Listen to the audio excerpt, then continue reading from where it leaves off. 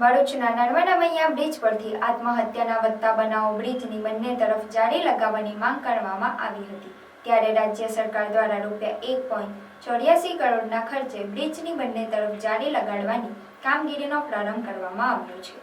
ભરૂચની નર્મદા નદી ગુજરાતની જીવાદોરી તરીકે ઓળખાય છે, પરંતુ ભરૂચમાં નર્મદા નદી પર બનાવેલા નર્મદા મૈયા બ્રિજ લોકો માટે મોતને વહાલું કરવા માટેની ઓળખ બની ગયો છે। આત્મહત્યા કરવા માટે લોકોની પસંદગી બની ગઈ છે। ત્યારે બ્રિજની બંને તરફ જાળી લગાવવા માંગ ઉઠી હતી। આપઘાતના વધતા બનાવોને ધ્યાનમાં લઈ વહીવટીતંત્ર હરકતમાં આવ્યું હતું।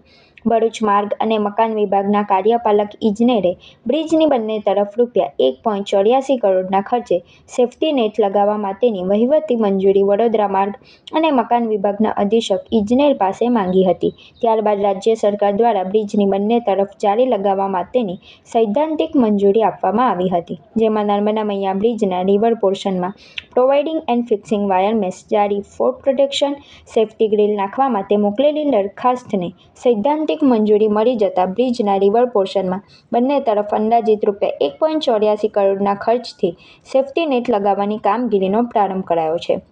આ અગાઉ ટેસ્ટિંગ માટે થોડા ભાગમાં સેફ્ટી નેટ લગાવવામાં આવી હતી। આ કામગીરી પૂર્ણ થતાં આપઘાતના વધતા બનાવો અટકાવવામાં સફળતા મળશે એવું લાગી રહ્યું છે। નર્મદા મૈયા બ્રિજ જે સુસાઇડ પોઈન્ટ તરીકે ઓળખાતું હતું, તેની ફરતે થોડા દિવસ અગાઉ નેટ બાંધવાનું કામ ચાલુ કરવામાં આવેલ, જેની ચકાસણી પૂર્ણ થતાં આજરોજ નર્મદા મૈયા બ્રિજને ફરતે નેટ લગાવવાનું કામકાજ શરૂ કરવામાં આવી દેવામાં આવેલું છે। આને લઈ આપણે તંત્રનો જેટલો પણ આભાર માનીએ એટલો ઓછો છે। આ જોતાં આ નેટ લાગ્યા પછી નર્મદા મૈયા બ્રિજ પરથી જે કંઈક પણ સુસાઇડ કરવાના કિસ્સા છે તેમાં ઘટાડો જોવાશે એવું મારું માનવું છે।